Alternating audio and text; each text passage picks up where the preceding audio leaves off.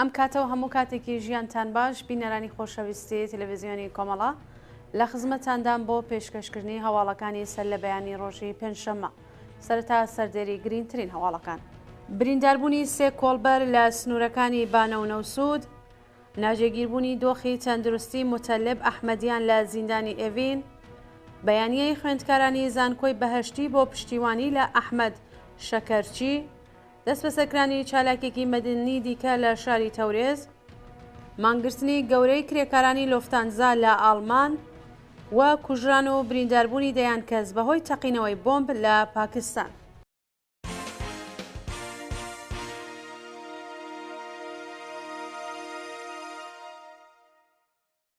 درێژی هەواڵەکان.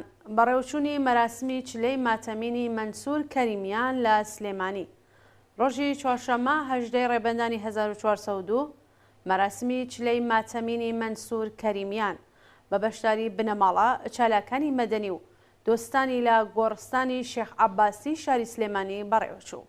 مەنسوور کەریمیان دەرهێنەر و هونەرمەندی خەرقی شاری سنە لە ڕێکەوتی 2 بەفرانباری 1402 لا هێرشی ئاسمانی دەوڵەتی تورکیا بۆ سوەر ڕۆژاوای کوردستان گیانی بەخت کرد. ڕژیمی سەرکوزگەری کۆماری ئیسلامی ڕێگەی نەدا تەرمی ئەو هونەرمەندە لە شاری سنە بنێژن. هەر بەو بۆنەوە مەراسمی پرسە و سەرخۆشیەکەی لە شاری سلێمانی و بە بەشداری بەرینی خاڵک بەڕێوەچوو.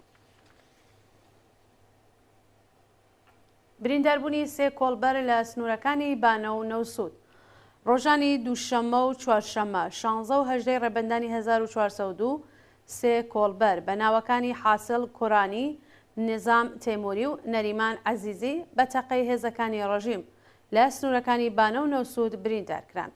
بە پێی راپۆرتی کۆڵبەر نیوز ڕۆژی چوارشەممە کۆڵبەرێکی خەڵکی شاری مەهاباد بە ناوی حاسڵ کوڕانی تەمەن 20 ساڵ بە تەقەی ڕاستەوخۆی هێزەکانی ڕەژیم لە سنووری بارنا بریندارکراوە. ڕۆژی دووشەممە دوو کۆڵبەری دیکە بە ناوەکانی نظام تەیموری تەمەن 38 ساڵ و خەڵکی سەقز و نەریمان عەزیزی خەڵکی گوندی زیرانی سەر بە شاری جوانڕۆ بە فیشەکی ساچمەیی سەرکوزگەرانی کۆماری ئیسلامی لە سنوورەکانی بانە و نەوسود بریندار و ڕەوانەی نەخۆشخانەکراون. ناجێگیربوونی دۆخی تەندروستی متەلب ئەحمەدیان لە زیندانی ئێڤین. متەلب ئەحمەدیان بەندکراوی سیاسی تەمەن 38 ساڵ و خەڵکی بانە تووشی چەند نەخۆشیە و بەرپرسانی زیندانی ئێڤین ناوبراویان لە دەستڕاگەیشتن بە دەرمان بێبەش کردووە. متەلب ئەحمەدیان ساڵی 1970 هەتاوی دەست بەسەر و بۆ ماوەی 230 ڕۆژ لە ژووری تاکەکەسی بە سەختی ئەشکەنجە درا و لە کۆتاییدا بە تۆمەتی محاربە لە ڕێگەی ئەندامەتی لە کۆمەڵە سزای 30 ساڵ بەندکرانی بەسەردا سەپا. ناوبراو لە دوو دۆسیەی دیکەدا بە تۆمەتی بەزاندنی نایاسایی سنوور بە 1 ساڵ زیندان و جەریمەی نەغدی مەحکوم کرا و بە تۆمەتی هاوکاری لە کوشتن سزای 9 ساڵ بەندکران و پەرداختی 20 میلیۆن تمەن جەریمەی ماڵی بەسەردا سەپا. ئەو بەندکراوە سیاسیە لە زیندان تووشی نەخۆشی شێرپەنجە و چەند نەخۆشی دیکەی سەخت بوو و بەهۆی بێبەشبوون لە دەرمان دۆخی تەندروستی ڕۆژ لە دوای ڕۆژ لە خراپبووندایە. بەیانیەی خوێندکارانی زانکۆی بەهەشتی بۆ پشتیوانی لە ئەحمەد شەکەرچی ڕۆژی چوارشەممە 18 ڕێبەندان خوێندکارانی کۆلێژی زانیاری کۆمەڵایەتی لە زانکۆی بەهەشتی تاران لە بەیاننامێکدا وێڕای ئیدانەی لەسەر کاردەرکردنی مامۆستایەکی ئەو زانکۆ بە ناوی ئەحمەد شکەرچی پشتیوانی خۆیان لەو مامۆستا ئازادی خوازە دەربڕی. لە بەشێکی ئەو بەیاننامەیەدا هاتووە ئەمڕۆ بۆ جارێکی دیکە زانیمان کە وەلانان و سەرکوتی خوێندکاران و مامۆستایان هەروەها بەتاڵکردنی زانکۆکان لە مرۆڤی بە ئەزموون بەرپرسیار و ئازادی خواست بەردەوامە و کاریگەری ڕاستەوخۆی لەسەر کوالەتی پەروەردەدانەوە. تۆقاندن، دەرکردن، سەرکۆت، زیندان و ئەشکەنجە نەبووەتە هۆی واسێنانی خوێندکاران و مامۆستایانی ئازادی خواست لە خەباتیان بۆ دروستکردنی کۆمەڵگایەکی ئازاد و بەرابەر و هەوڵەکانی کۆماری ئیسلامی وەکو پێشووتر شکستی هێناوە. بایەخنەدانی بەرپرسانی ڕژیم بە دۆخی تەندروستی سێ ئەنجامی سەندیکای شرکەت واحد. بە پێی راپۆرتی سەندیکای کرێکارانی شرکەت واحدی تاران بەرپرسانی قەزایی و ئەمنیەتی ڕژیم هیچ بایەخێک بە دۆخی تەندروستی ڕەزا شەهابی، داود ڕەزەوی و حەسەن سەعیدی نادەن و گیانیان لە مەترسیدایە. ڕەزا شەهابی، داود ڕەزەوی و حەسەن سەعیدی سێ ئەندامی سەندیکای کرێکارانی شرکەتی واحدی تاران و دەوروبەر ماوەی 5 ساڵ بەندکرانیان لە زیندانی ئێڤیندا تێپەڕ دەکەن، بەڵام بەهۆی بێبەشکردنیان لە دەرمانی پێویست لە دۆخێکی خراپی تەندروستیدان و پێویستیان بە پشتیوانی تەواوی چالاکانی کرێکاری سیاسی مەدەنی و ناوەندەکانی مافی مرۆڤ هەیە. دەستبەسەرکرانی چالاکێکی مەدەنی دیکە لە شاری تەورێز. سەعید جەماڵزادە چالاکی ئازەری خەڵکی تەورێز ڕۆژی سێشەمە هەفتەی ڕێبەندان لەلایەن هێزە ئەمنیەکانەوە لە ماڵەکەی خۆیدا دەستبەسەر کرا. بەپێی راپۆرتی کەمپەینی بەرگری لە بەندکراوانی سیاسی و مەدەنی، هێزە ئەمنیەکانی ڕژیم بەبێ بەڵگەی قەزایی هێرشیان کردوتە سەر ماڵی سەعید جەماڵزادە و وێڕای پشکنینی ماڵەکەی دەستیان بەسەر کەلوپەلی شەخسی ناوبراو گرتووە. شانی باسە کە لە ڕۆژانی ڕابردوودا شەپۆلی دەستبەسەرکران و ڕەفاندنی چالاکانی سیاسی و مەدەنی ئازەری لێران دەستی پێکرۆ و ئەو ڕەوەندە درێژەی هەیە.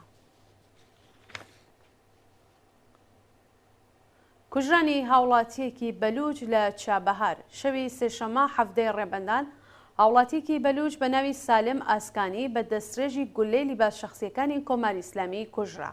بەپێی راپۆرتی کەمپەینی چالاکانی بەلوچ، سالم ئاسکانی خەڵکی گوندی جەنگەڵی سەر بە شارستانی ڕاست شەوی سێشەمە لە ماڵی براکەی لە چابەهار لەلایەن لیباس شەخسی بەپێی راپۆرتی کەمپەینی چالاکانی بەلوچ، سالم ئاسکانی خەڵکی گوندی جەنگەڵی سەر بە شارستانی ڕاست شەوی سێشەمە لە ماڵی براکەی لە چابەهار لەلایەن لیباس شەخسیەکانی ڕژیمەوە دراوەتە بەر دەستڕێژی گولە و دەست بە جێگیانی لەدەستاوە. پەروەندەسازی ناوەندە ئەمنیەکان بۆ خۆسرۆ عەلی کوردی. خۆسرۆ عەلی کوردی پارێزەری بەندکراوانی سیاسی و بنەماڵەی دادخوازان لە ماڵپەڕی تایبەتی خۆیدا ڕایگەیاندکە ناوەندە ئەمنیەتیەکان پەروەندەی تازەیان بۆ ساز کردووە. پێشتر خۆسرۆ عەلی کوردی بە بیانووی پشتیوانیکردنی لە بنەماڵەی دادخوازان بە 1 ساڵ زیندان، 2 ساڵ دوورکەوتنەوە، 2 ساڵ بێبەشی لە پارێزەری، 2 ساڵ قەدەغەی سەفەر بۆ دەرەوەی وڵات و 2 ساڵ قەدەغەی چالاکی لە تۆڕە کۆمەڵایەتیەکان مەحکوم کرابوو. ئێستا ناوەندە ئەمنیەتیەکان پەروەندەیەکی تازەیان لەژێر ناوی چالاکی تەبلیغی دژ بە نیزام بۆ ئەو پارێزەرە دڵسۆزە ساز کردووە. مانگرتنی گەورەی کرێکارانی لۆفتانزا لە ئاڵمان ڕۆژی چوارشەمە 18 ڕێبەندان کرێکارانی شرکەتی لۆفتانزای ئاڵمان گەورەترین مانگرتنی خۆیان دەست پێ کرد و سیستمی هاتوچووی ئەو وڵاتەیان فەلەج کرد. کرێکاران و کارمەندانی شرکەتی فڕۆکەوانی لۆفتانزا کە بە دوای بانگەوازی ئیتحادیەی وێردی پەیوەست بە مانگرتنی کرێکارانی قەتار، مترۆ و تراما بوون، سیستمی هاتوچووی ئەو وڵاتەیان بە تەواوەتی فەلەج کردووە. کرێکاران خوازیاری چوونەسەرەوەی ئاستی حەقدەست و کەمکردنەوەی ساعتی کارن تا بە ئێستا چەند جار لەگەڵ نوێنەرانی دەوڵەت دانوستانیان کردووە، بەڵام کۆبوونەوەکانیان ئاکامێکی نەبووە. دوا هەواڵمان سەبارەتە بە کوژران و برینداربوونی دەیان کەس بەهۆی تەقینەوەی بۆمب لە پاکستان. ڕۆژی چوارشەمە 18 ڕێبەندانی 1402 دوو تەقینەوەی بۆمب لە بەردەم دوو سێتادی هەڵبژاردنەکان لە ئیالەتی پاکستان ڕوویداوە بەهۆیەوە 22 کەس گیانیان لەدەستا و 37 کەسی دیکەش بریندار بوون.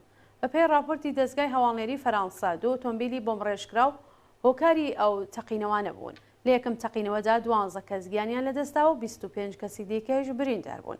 1 سەعات پاش ئەو تەقینەوەیە تەقینەوەی دووهەم ڕوویدا و لەو ڕووداوەشدا 10 کەس کوژرا و 12 کەسی دیکەش بریندار بوون. بینەرانی خۆشەویست هەواڵەکانتان پێشکەشکرا هەر شادت.